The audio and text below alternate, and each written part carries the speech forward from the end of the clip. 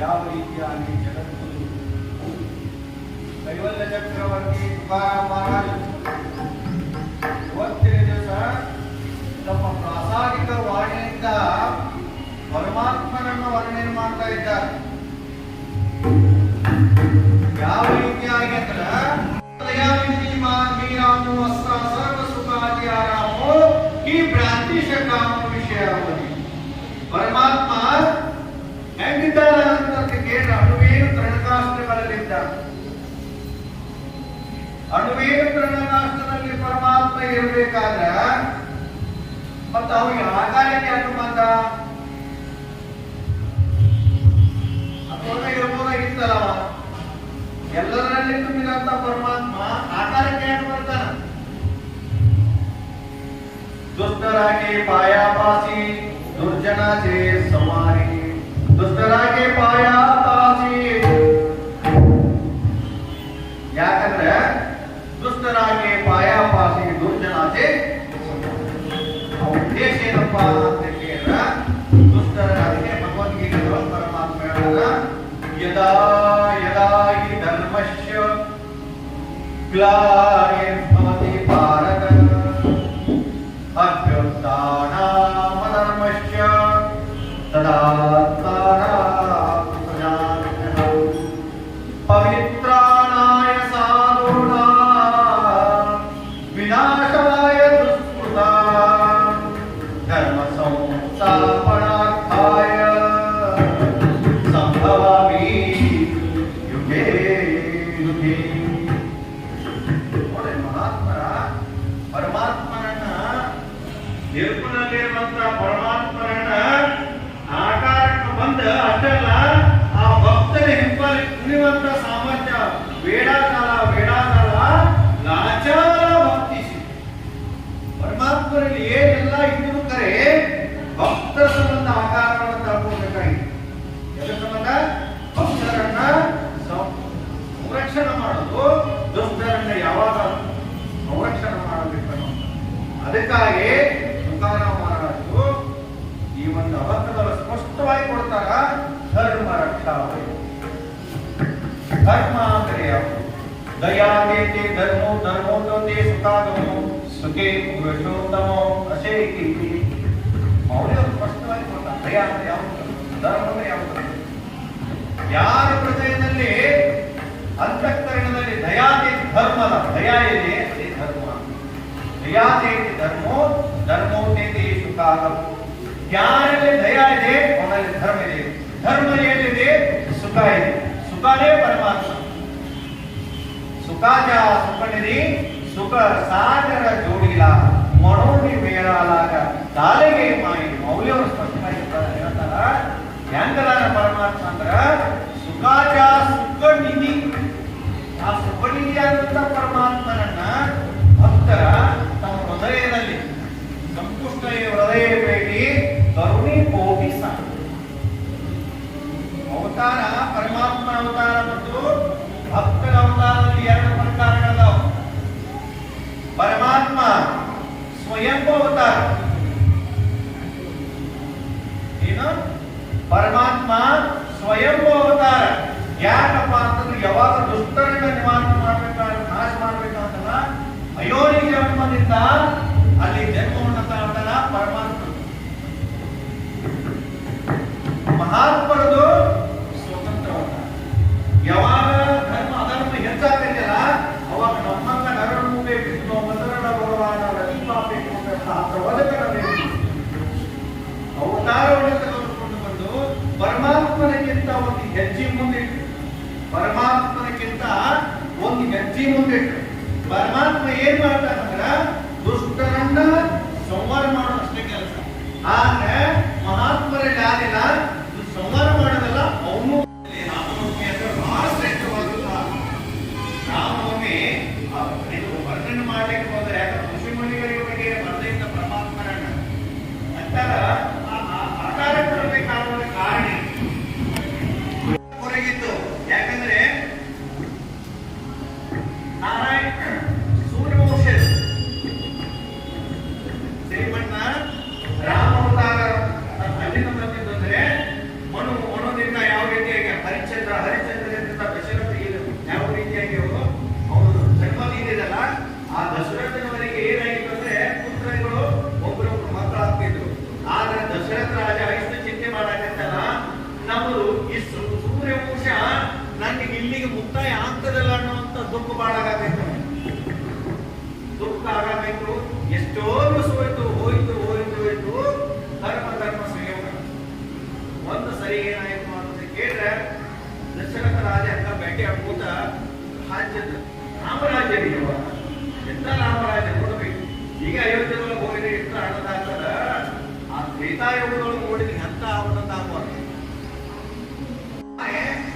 ಅವ್ರು ಇಷ್ಟದ ಭಕ್ತಿ ಇದ್ರಲ್ಲ ತಮ್ಮ ಕಣ್ಣಿಲ್ಲ ಅನ್ನುವಂತಹ ಅವರಲ್ಲಿ ಯಾವುದೇ ತರದ ಭೇದ ಭಾವವನ್ನು ಇರಲಿಲ್ಲ. ಅಷ್ಟ ಭಕ್ತಿ ಇತ್ತು. ಶ್ರವಣ ಮುನಿ ಮತ್ತು ದ್ವಿತೀಯ ಮಂತ್ರಾಗಿದ್ರು ದಂಪತಿಗಳಿಗೆ ಕಣ್ಣಿರಲಿಲ್ಲ. ಕೌರವರಾಗ ಏನ್ರಿ ಕೌರವರಾಗ 100 ಮಕ್ಕಳ ಹಡಿಬೇಕಿಂತ ಒಬ್ಬನೇ ಮಗನ ಹಡಿಬೇಕು. ಕುರಿ ಏಕಸಿ ಮಾಯಾ ಪುತ್ರ ಹೇಮಗೋತ್ರ ಸಾಕಿಲ್ಲ ಅಂತಂದಾಗ ಆ ಒಂದು ಶ್ರವಣ ಮುನಿಗೆ ಒಬ್ಬ ಮಗ ಆದ. ಆ ಮಗ ಇಷ್ಟು ಆನಂದವಾಗಿ ತಾಯಿ ತಂದೆ ಮೇಲೆ ಭಕ್ತಿಯಿಂದ ಇದ್ದ. ಬೆಳ್ತಾ ಬೆಳ್ತಾ ಬೆಳ್ತಾ ಬೆಳ್ತಾ ತಾಯಿ ತಂದೆಯನ್ನು ಬಹಳ ಒಳಗೆ ಹೋಗ್ತಾ ಇದ್ದ. ಆ ಮಗು ಏನ್ ಮಾಡ ದೊಡ್ಡವಾದ ತಕ್ಷಣ ಏನಾಯಿತು ಅಂತ ಕೇಳಿದ್ರೆ ನಮ್ದು ಕೀರ್ತನ ಸ್ವಲ್ಪ ಪಾಠ ಯಾವಾಗ ದೊಡ್ಡವಾದ ತಾಯಿ ತಂದೆ ಅಂದ್ರಪ್ಪ ಇಷ್ಟೆಲ್ಲ ನಮ್ಗೆ ಕಣ್ಣಿಲ್ಲ ಎಲ್ಲ ಯೋಚನೆ ಮಾಡ್ತಿದೆಯಲ್ಲ ಏನ್ ಪಾಠಿ ಅಂತ ಭಾಗ್ಯ ಆಗ ತಾಯಿ ತಂದೆಯನ್ನು ಪಡೆದುಕೊಡ್ತಾರೆ ನಾನೇ ಧನ್ಯ ಅವ್ರು ಈಗ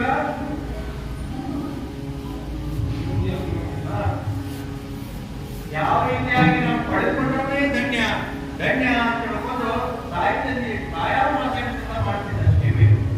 ನೋಡ್ರಿ ಪ್ರತಿಯೊಬ್ಬರು ದೇವರನ್ನ ಸಾಕ್ಷಾತ್ಕಾರ ಮಾಡ್ಕೊಳ್ಬೇಕಾದ್ರೆ ಏನೇ ಮಾಡ್ತಂದ್ರ ಮಾತೃ ದೇವೋ ಭವ, ಪಿತೃ ದೇವೋ ಭವ, ಅತಿಥಿ ದೇವೋ ಭವ, ಆಚಾರ್ಯ ದೇವೋ ಭವ.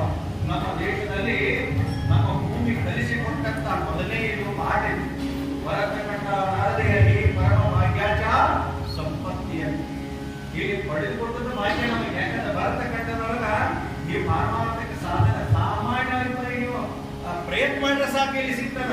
ಬೇರೆ ದೇಶದಲ್ಲಿ ಆಧ್ಯಾತ್ಮಿಕ ಈ ಆನಂದ ಇದು ಎಲ್ಲಿ ಸಿಗುವುದಿಲ್ಲ. ಯಾವ ರೀತಿಯಾಗಿ ಶ್ರವಣ ಮುನಿಗಳ ಮಗ ದೊಡ್ಡವನ ಶ್ರವಣ ಮುನಿ ಹೇಳಿದ್ರು, ಅಲ್ಲಪ್ಪ ಒಂದ್ಸರಿ ನಾವು ಜೀವನದ ಒಂದ್ಸರಿ ಕಾಶಿ ಯಾತ್ರೆ ಮಾಡ್ಬೇಕಾಗಿತ್ತಲ್ಲ, ಯಾರು ಬೇಡ ಅಂತಾರೆ ತಾಯಿ ತಂದೆ. ಅದೇ ಮಾರಣಿ ಏ ಶಿವ ಭಯದಾವಣಿ ಏ ದೇವ ತುಕಾಮನೆ ದೇವ ದೇವಿಲೇ ತೋಚ. ಯಾವಾಗ ತಾಯಿ ತಂದೆ ಆಜ್ಞೆಯನ್ನು ಪಾಲಿಸುತ್ತ ಆ ಮಗ ಏನ್ ಮಾಡಿದಂದ್ರ 2 ಬುಟ್ಟಿಗಳನ್ನು ತಯಾರು ಮಾಡಿ ತಾಯಿ ತಂದೆಯನ್ನು ಕರ್ಕೊಂಡು ಕಾಶಿಗೆ ಹೊಂಟ. ಕಾಶಿಗೆ ಹೋಗ್ತಾ ಹೋಗ್ತಾ ಹೋಗ್ತಾ ಹೋಗ್ತಾ ಹೋಗ್ತಾ ಒಂದಷ್ಟು ದಿವಸ ಹೋಯ್ತು. ಯಾವ ರೀತಿಯಾಗಿ ಅಯೋಧ್ಯೆ ರಾಜ ಪ್ರವೇಶ ಮಾಡ್ತಿದ್ದಲ್ಲ ಆ ರಾಜ್ಯದ ಒಂದು ಗಡಿ ಭಾಗಕ್ಕೆ ಬಂದ.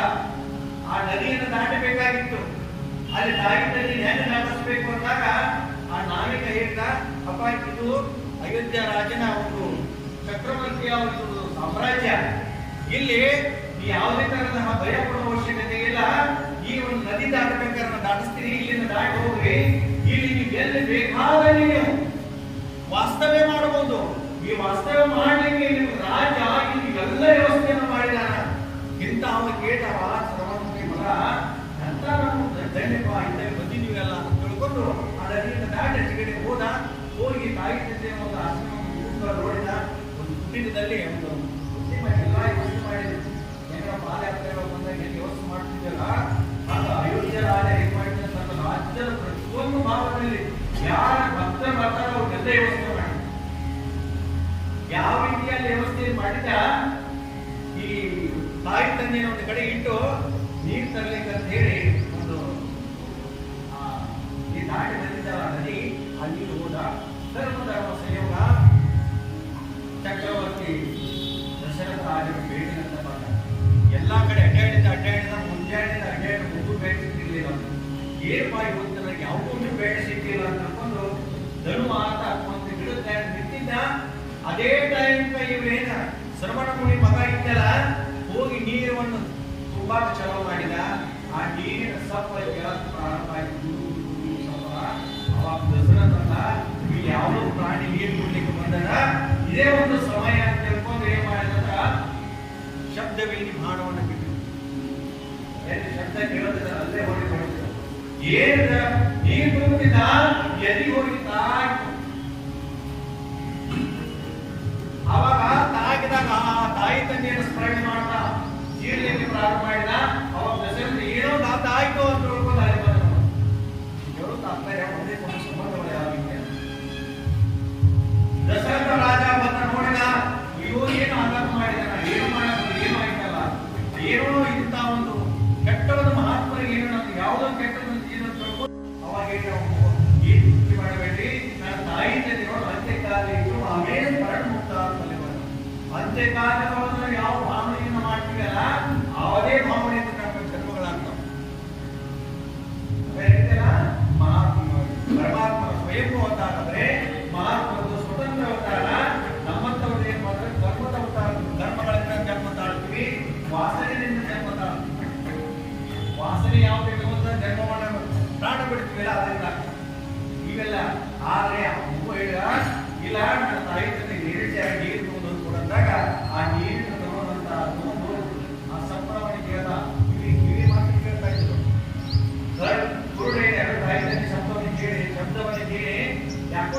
ಬೇಜಾರಾಗ್ಯಾನಲ್ಲ, ಯಾಕೋ ಇಷ್ಟೆಲ್ಲ ಇದು ಮಾಡ್ಕೋಬೇಕಾದ್ರೆ ಬೇಜಾರಾದ ಅಂತ ಹೇಳ್ಬೋದು. ಈಗ ನೀವು ಏನ್ ಮಾಡಬೇಕು? ಯಾಕೋ ಮಗು ನಮ್ಮ ಮೇಲೆ ಬೇಜಾರಾಗಿದೆಯಾ ಅಂತ ಹೇಳ್ಬೋದು ಹೊಟ್ಟೆ ಮಾತಾಡಿದ್ರು ದಶರಥ.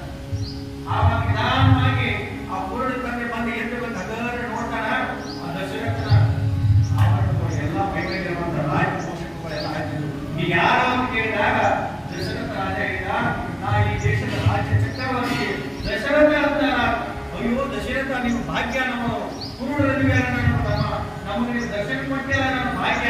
ನನ್ನ ಮಗನು ಬರ್ತಾನ, ನನ್ನ ಮಗುವನ್ನು ದರ್ಶನ ಕೊಡಕ್ಕೆ ಅಂತ ಹೇಳಿ ತಾಯಿಗಳು ಆನಂದದಿಂದ ಪರಿಪೂರ್ಣವಾಗಿ ಆನಂದದಿಂದ ಖುಷಿ ಪಡ್ತಾ ಇದ್ದಾರ. ದಶರಥ ಕಣ್ಣೊಳಗೆ ಕಣ್ಣೀರು ಬರ್ತಾ ಇದ್ದಾರೆ. ಹೇಳ್ಬೇಕು ಒಂದು ಮಾತು ಮಾತಾಡಲ್ಲ. ರಾಜ ಯಾಕೆ ನೀವು ಯಾಕೆ ತುತ್ತು ಪಡ್ತಿದ್ದೀರಿ, ಯಾಕೆ ಏನ್ ಮಾಡುತ್ತಿದ್ದೀರಿ ಹೇಳಿದಾಗ ನಿಜವಾದಂತ ವಿಷಯ ಹೇಳಿದ. ನಾನು ಬೇಟೆ ಆಡಕ್ ಬಂದಿದ್ದೆ, ನಿಮ್ಮ ನೀರು ತುತ್ತಾ ಇದ್ದ, ಬೀಳ ಬಾಣದಿಂದ ಹೊಡೆಯಲಿಲ್ಲ. ಆ ಬಾಣದಾಗಿ ಅವನು ಪ್ರಾಣವನ್ನು ಬಿಟ್ಟ ಅಂತಂದಾಗ 1000 ಸ್ಪೀಡ್ ಕಟ್ಟು ಹೊಡೆದಿದ್ದೆ.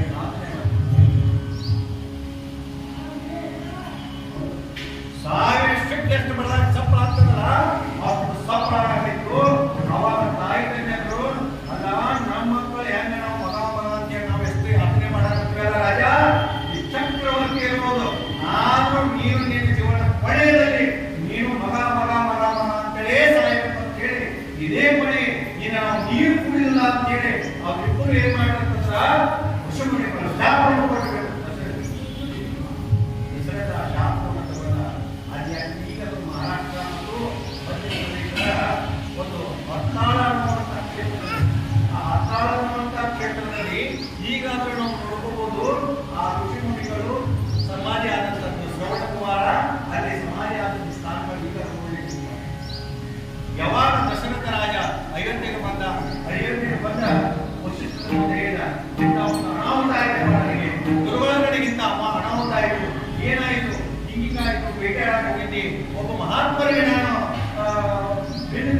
ಬಾಣದಿಂದ ಎದೆಯೊಳಗೆ ತಾಕಿ ಪ್ರಾಣ ಬಿಟ್ಟರು, ಅವ್ರ ತಾಯಿ ತಂದೆ ಶಾಪ ಕೊಟ್ಟರು, ನಮಗೆ ಮಾತ್ರ ಹೇಗಾಗಿರುತ್ತೆ, ನಾವು ಶಾಪ ಅನುಭವಿಸಿದ್ದಲ್ಲ, ದಶರಥ ನೀನು ಹಿಂಗೆ ಮಗ ಅಂತ ಹೇಳಿ ನೀನು ಪ್ರಾಣ ಬಿಡಬೇಕಂದಾಗ ವಶಿಷ್ಠರು ನಿಧಾನವಾಗಿ ಶುಭಾಂತ ದಶರಥ ಯಾ ದೇವ್ರ ಬದಲಾಗಿ ಮಗಳ ಕೊಡುವಂತ ಸಾಮರ್ಥ್ಯ ಇದ್ದಿರಲಿಲ್ಲ. ಯಾವಾಗ ಶ್ರವಣ ಮುನಿಗಳು ನಿನಗೆ ಯಾವಾಗ ಶಾಪ ಕೊಟ್ಟಾರ ನಿನಗೆ ಮಾತಾಡ ಆ ಮುನಿದೊಳದೊಂದನ ಈಗ ಮಕ್ಕಳಾದ್ರೆ ಸಾಕಲ್ಲ ಅಂದಾಗ ದಶರಥ ರಾಜ ಬಹಳ ಏನ್ ಮಾಡ್ಬೇಕು ಅಂತ ಕೇಳಿದಾಗ ಎಲ್ಲ ರಾಣಿಯರು ರೂಮಲ್ಲಿ ಕೂತಿದ್ರೆ ಏನ್ ಮಾಡ್ಬೇಕು, ಈಗ ಏನ್ ಮಾಡಿದ್ರೆ ಸಾಧ್ಯ ಅಂದಾಗ ಈ ಬರೀ ಶಾಪದಿಂದ ಮಾತ್ರ ಮಕ್ಕಳಾಗೋದಿಲ್ಲ, ಇದರ ಪುತ್ರ ಕಾಮೇಷ್ಟಿ ಯಜ್ಞವನ್ನ ಮಾಡಬೇಕು. ಪುತ್ರ ಕಾಮೇಷ್ಟಿ ಯಜ್ಞ ಏನ್ ಮಾಡ್ರಿ, ಏನ್ ಬೇಕು ಅಂತೆಲ್ಲ ತಂದು ಕೊಟ್ಟು ದಶರಥ ಪುತ್ರ ಕಾಮೇಷ್ಟಿ ಯಜ್ಞವನ್ನ ಮಾಡಬೇಕಾದ್ರೆ ಸಾಮಾನ್ಯನ ಪುತ್ರ ಕಾಮೇಷ್ಟಿ ಯಜ್ಞವನ್ನ ಮಾಡಬೇಕಾದ್ರೆ ಶ್ರೀಂಗಮುನಿಗಳನ್ನು ಕರ್ಕೊಂಡು ಬರ್ಬೇಕು. ಶ್ರೀಂಗಮುನಿಗಳು ಸಾಮಾನ್ಯ ಮನುಷ್ಯರಲ್ಲ, ಶ್ರೀಕಾಂತ ಕೂಡ ಯಾವ ಚಿಗುರಿನ ಮೊದಲದಿಂದ ಅಂತ ಹೇಳ್ಬೇಕಾದ್ರೆ ಒಂದು ಮತ್ತು ಕೀರ್ತಕ ಮತ್ತು ಬಂದಾಗ ನೋಡೋಣ. ಆ ಶ್ರೀಂಗಮುನಿಯನ್ನ ಕರ್ಕೊಂಡ್ಬಂದು ಪುತ್ರ ಕಾಮೇಷ್ಟಿ ಯಜ್ಞವನ್ನ ಮಾಡಿದ್ರೆ ಮಾತ್ರ ನಿನ್ನ ಮಕ್ಕಳು ಅಂತ ಅಂದಾಗ ಕರ್ಕೊಂಡು ಹೋಗೋದಿಲ್ಲ ಹೋಗಿ ಅಂತಂದ್ರೆ ರಾಜ ಈ ಭೂಷಣದಿಂದ ರಾಜ್ಯ ದರ್ಬಾರದಿಂದ ಹೋದ್ರೆ ಮಹಾತ್ಮರೇ ನಿಲ್ಲಿಸುವುದಿಲ್ಲ. ಈಗ ಹೆಂಗಾಗಬೇಕಂದ್ರೆ ರಾಜಭಯ ಸಂಕ ದುರಾವಿಲೆ ಮನ ಕಳೆ ಸಾಧಕ ಎಲ್ಲ ಬೇಕು.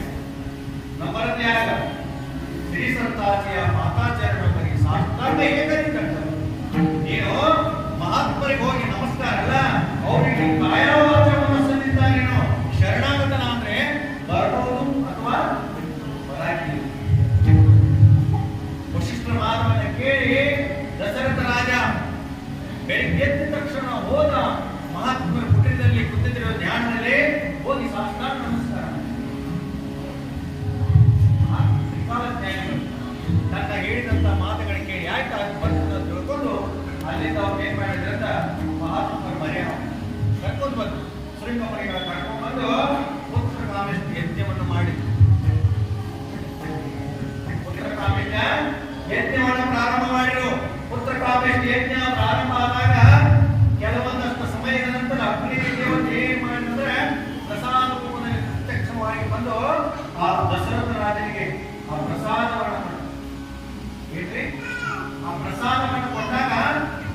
ರಾಜನಿಗೆ ಎಷ್ಟು ಆನಂದ ಆಗಿರ್ಬೋದು.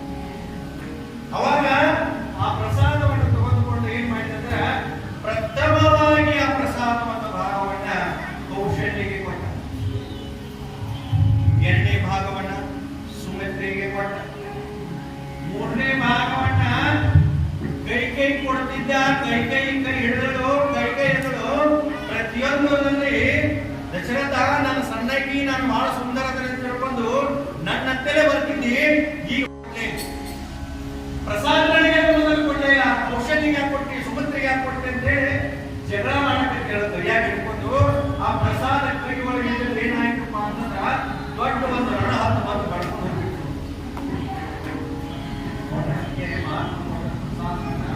ಸೇವನೆ ಮಾಡುತ್ತ ಬಹಳ ಮುಖ್ಯದ ಇಲ್ಲ. ಆ ಪ್ರಸಾದ ಏನಾಯ್ತು ಅಂತ ಕೇಳಿದ್ರೆ ಆ ಹದ್ದು ಹೋಗಿ ಏನ್ ಮಾಡಿದಂದ್ರೆ ಅಂಜನಾದಿ ಪರ್ವತದೊಳಗೆ ಅಂಜನಾದಿ ತಪಸ್ಸಿಗೆ ಕೇಳು. ಎದಕ್ಕೆ? ಶಿವನನ್ನು ಕುರಿತು ತಪಸ್ಸು ಮಾಡಿದಳೆ ನೋಡಿ, ಆಕಾರ ಬರಾಕಿದ ಕಾರಣ ಶಿವನನ್ನ ಕುರಿತು ತಪಸ್ಸು ಮಾಡಿದ್ರು. ಶಿವ ಭೇಟಿಯಾಗಿ ನಿನಗೆ ಏನ್ ಬೇಕಾ ಅಂತ ಕೇಳಿದಾಗ ಏನಿಲ್ಲಪ್ಪ, ನೀನನ್ನು ಉದಾಹರಣೆಯಿಂದ ಹುಟ್ಟಬೇಕು. ಶಂಭು ಕೈಲಾಸ ನೋಡಲೇ ಅವನೇನೆ ಶಂಭು. ಆಗ ನಾ ಯಾವಾಗ ಹೋಗ್ತೀನಿ ಅಂತಂದ್ರೆ ದಶರಥ ರಾಜ ಪುತ್ರ ಕಾವ್ಯ ಯಜ್ಞ ಮಾಡ್ತಾನ. ಆ ಯಜ್ಞಗಳು ಪ್ರಸಾದ ಕೈಕಿ ಮುಂದಿನ ಭವಿಷ್ಯ ಆ ಕೈಕೇರಿ ಪ್ರಸಾದ ಕೊಡ್ತಾನ. ಆ ಯಕ್ಷ ಗಂಧರ್ವ ಅಂತ ಶಾಪ ಆದಂತ ಒಬ್ಬ ಹದ್ದು ಹಾಗೆ ಹದ್ದು ತಂದು ಕೈ ಒಳಗೆ ಪ್ರಸಾದ ಕೊಡ್ತದ. ಆ ಪ್ರಸಾದವನ್ನ ಸೇವನೆ ಮಾಡೋ ಆನಂದರಾಯ ಹುಟ್ಟಾನ. ಆನಂದರಾಯ ಹುಟ್ಟಿದ್ದು ಆಂಜನೇಯ ಅದೇ ಒಂದು ಪ್ರಸಾದದಿಂದ. ಆದ್ರೆ ಇಲ್ಲಿ ಕೌಶಲ್ಯ ಮತ್ತು ಸುಮಿತ್ರಿಯರು ಈಗೇನ್ ಪ್ರಸಾದ ಕೈ ಒಳಗೆ ಪ್ರಸಾದ ಹೋಯ್ತು ಬಿದ್ದು ಅಳಾಕತ್ತರು. ನನಗೆ ಪ್ರಸಾದ ಹೋಯ್ಕಂದಾಗ ಕೌಶಲ್ಯ ಮತ್ತು ಸುಮಿತ್ರಿಯರು ಇಬ್ರು ಏನ್ ಮಾಡಿದ್ರ ಅದರೊಳಗೆ ಸ್ವಲ್ಪ ಪ್ರಸಾದವನ್ನ ಏನ್ ಮಾಡ್ಬೇಕು ಅಂದ್ರ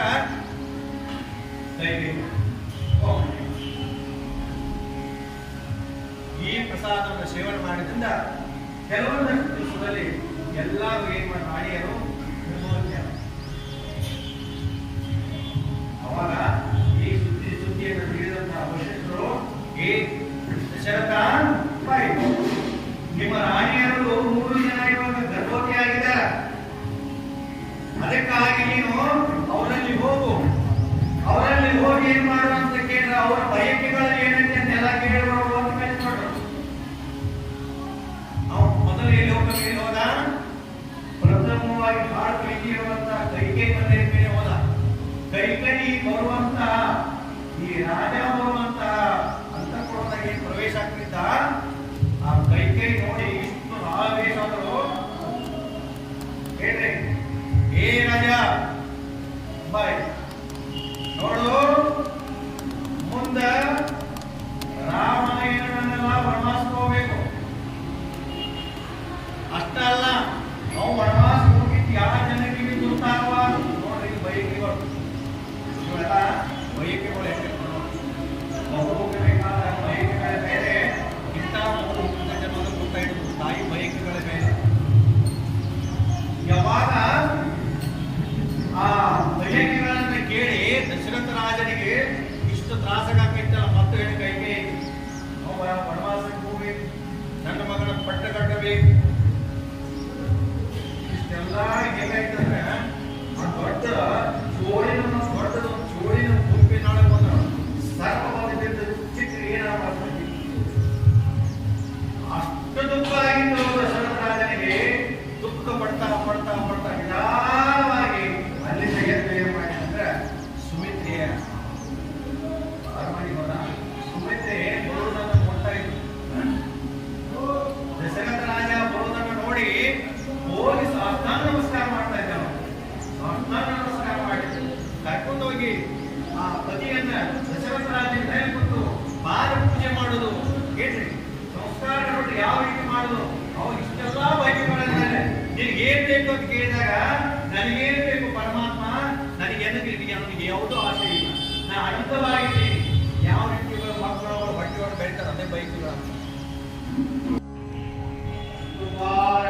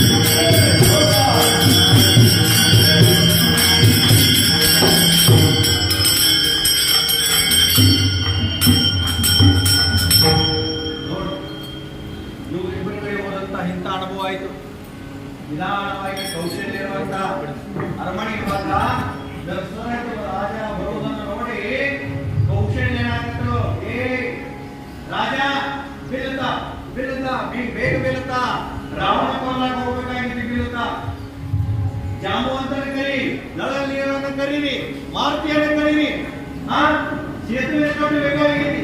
ಇಷ್ಟೆಲ್ಲ ಮಾಡಲಿನ ವಿಷಯ ಇಷ್ಟೆಲ್ಲ ಕೇಳೋ ಆದ್ಯ ಮೇಲೆ ಹೋಗಿ ಸೇವಕರು ಆ ವಶಿಷ್ಠರು ಕರ್ಕೊಂಡ್ಬಂದಾಗ ವಶಿಷ್ಠರು ಆ ಕೌಶಲ್ಯ ಪರಮಾತ್ಮ ಅಯೋನಿ ಜನ್ಮವಾದಂತ ಪರಮಾತ್ಮ ಅಖಲಾಂಡ ಕೋಟಿ ಬ್ರಹ್ಮಾಂಡ ಪರಮಾತ್ಮನೇ ಹಾಗೆ ಉದರೊಳಗಿದೆ.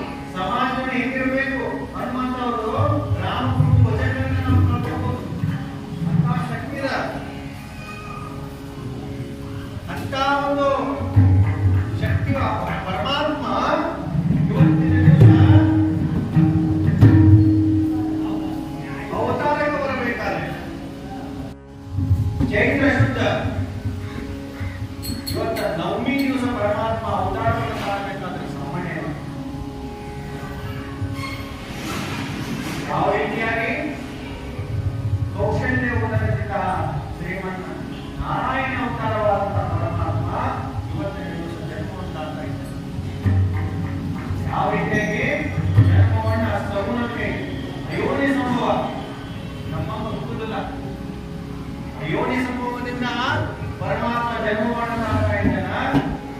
ಸುಮಿತ್ರೆಯ ವತಿಯಿಂದ ಲಕ್ಷ್ಮಣ ಮತ್ತು ಶತ್ರುಘ್ನರ ಜನ್ಮವನ್ನು ಮಾಡ್ತಾ ಇದ್ದಾನೆ. ಕೈ ಉದರದಿಂದ ಭರತನ ಜನ್ಮವನ್ನು ಮಾಡ್ತಾ ಇದ್ದಾನೆ. ಅಂತ ಒಂದು ಅನುಭವ ತ್ರೇತಾಯುಗದಲ್ಲಿ ನಾವು ಆನಂದ ಪಟ್ಟಿದ್ದೀವಲ್ಲ, ಅಂತ ಅನುಭವ ಈ ಕಲಿಯುಗದೊಳಗೆ ನಾವು ಪಡಬೇಕಾದ್ರೆ ನೋಡ್ಬೇಕ್ರೆ ಜೀವಿತದೊಳಗೆ ನೋಡುವಂತ ಅನುಭವ ಆವಾಗ ರಾಮಪ್ರಭು ಇದ್ದಾಗ ಅಯೋಧ್ಯೆ ರಾಮರಾಜ್ಯ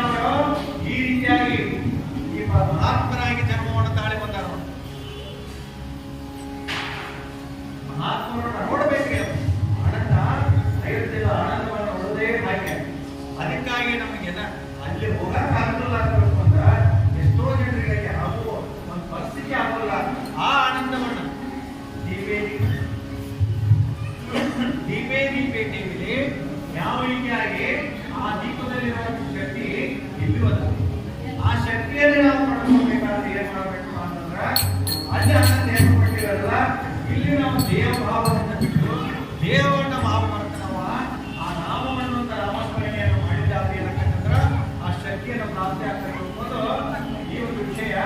ಏನಿದೆ ಈತನ ಸೇವೆ ತೆಗೆದುಕೊಂಡಂತ ವಿಷಯ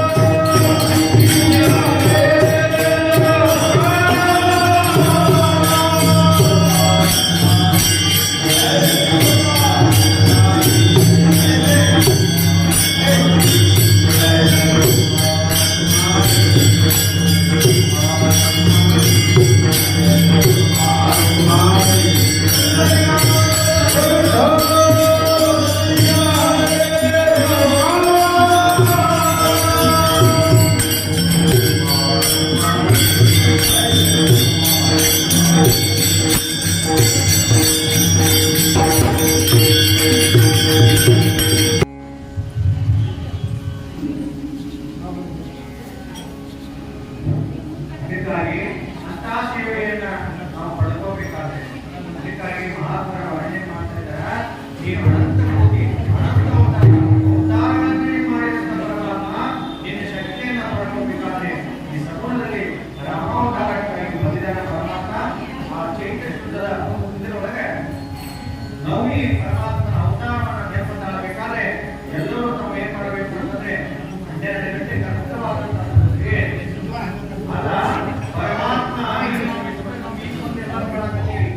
ಪರಮಾತ್ಮ ಆ ಯುಗದೊಳಗೆ ಪರಮಾತ್ಮನ ಅವತಾರ ಆಗಬೇಕು.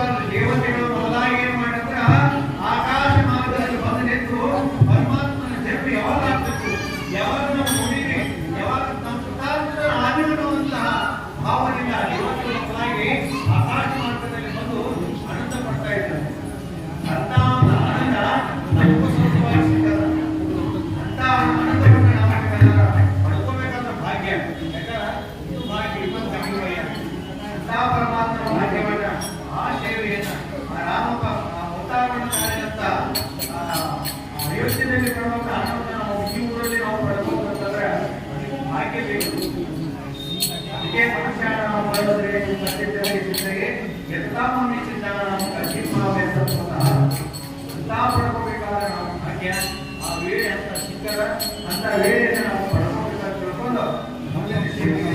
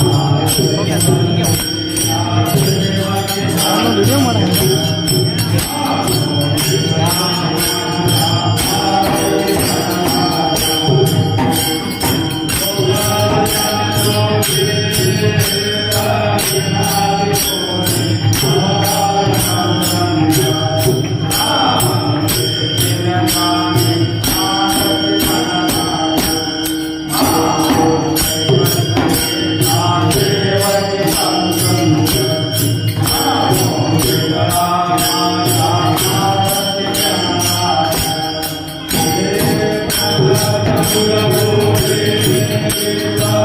you.